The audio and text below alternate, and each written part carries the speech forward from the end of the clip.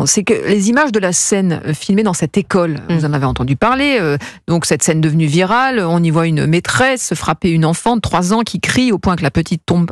Et la maîtresse a été suspendue, une enquête est ouverte, les parents ont déposé plainte, mais sans la vidéo, rien de tout cela, ça c'est le sentiment que j'ai, n'aurait éclaté. Qu'est-ce que ça dit aujourd'hui de notre société ? Vous avez raison. Alors, il y a le poids de l'émotion. Hein. Vous vous souvenez de la devise de Paris Match, hein, le choc des photos. Donc ça, c'est indéniable. Il y a aussi, vous savez, on décrit beaucoup les réseaux sociaux. Mais alors là, en l'occurrence, elle l'a pas mis sur les réseaux sociaux au départ. Mais ce qui a suscité l'émotion, c'est la viralité de cette vidéo sur les réseaux sociaux.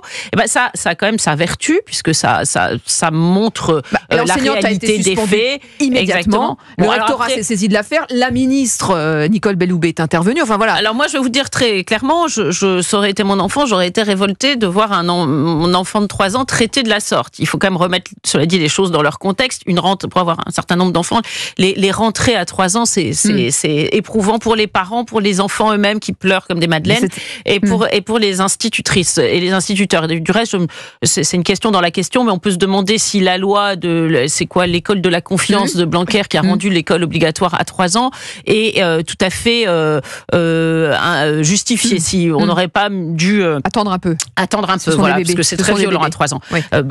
En tout cas pour certains, parce qu'ils réagissent pas tous de la même manière. Mais ce que je veux dire, c'est que donc j'aurais été extrêmement choquée si ça avait été mon propre enfant. Mais néanmoins, il y a eu quand même un traitement médiatique peut-être un peu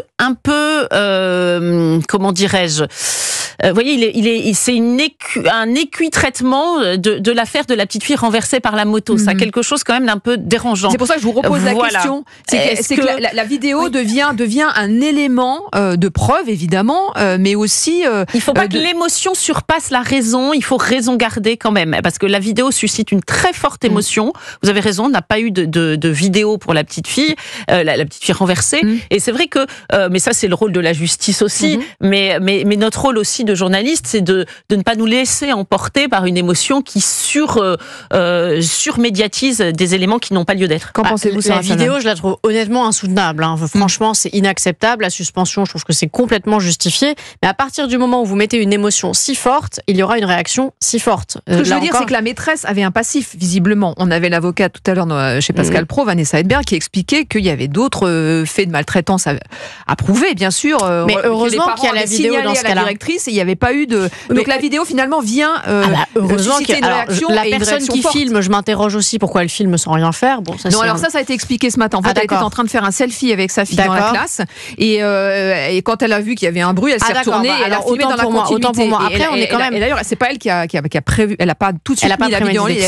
Après, on est quand même dans une société où les violences éducatives ordinaires, on veut plus que ce soit au sein intrafamilial. Il y a une loi du 10 juillet 2019 relative à l'interdiction des violences éducatives ordinaires. Vous n'avez pas le droit de donner une fessée à votre enfant, même si c'est une portée symbolique. Il n'y a pas de sanction en tant que telle. Donc on est vraiment dans une atmosphère comme celle-ci. Cette vidéo est très choquante. On aurait eu la vidéo dans l'autre affaire que vous venez de citer, ça aurait été pareil.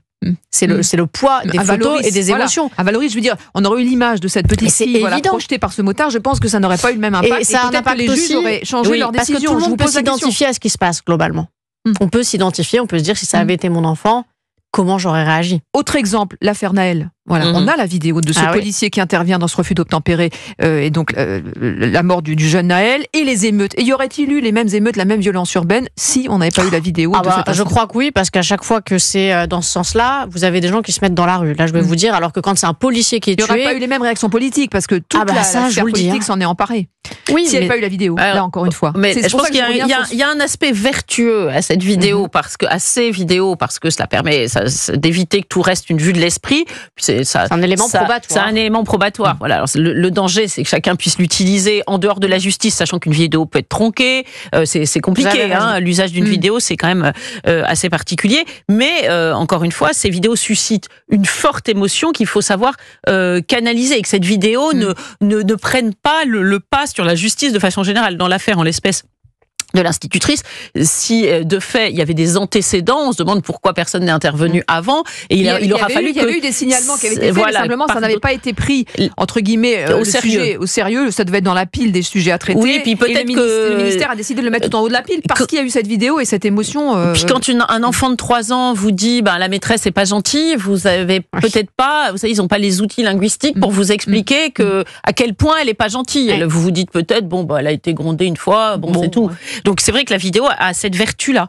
Néanmoins, encore une fois, il faut savoir canaliser l'émotion qu'elle suscite. Mais sans vidéo, là aussi, on n'a pas de preuve. La vidéo est un élément de preuve. Comme Gabriel le dit pour à juste titre, un enfant de 3 ans qui dit la maîtresse n'a pas été gentille, elle m'a grondé.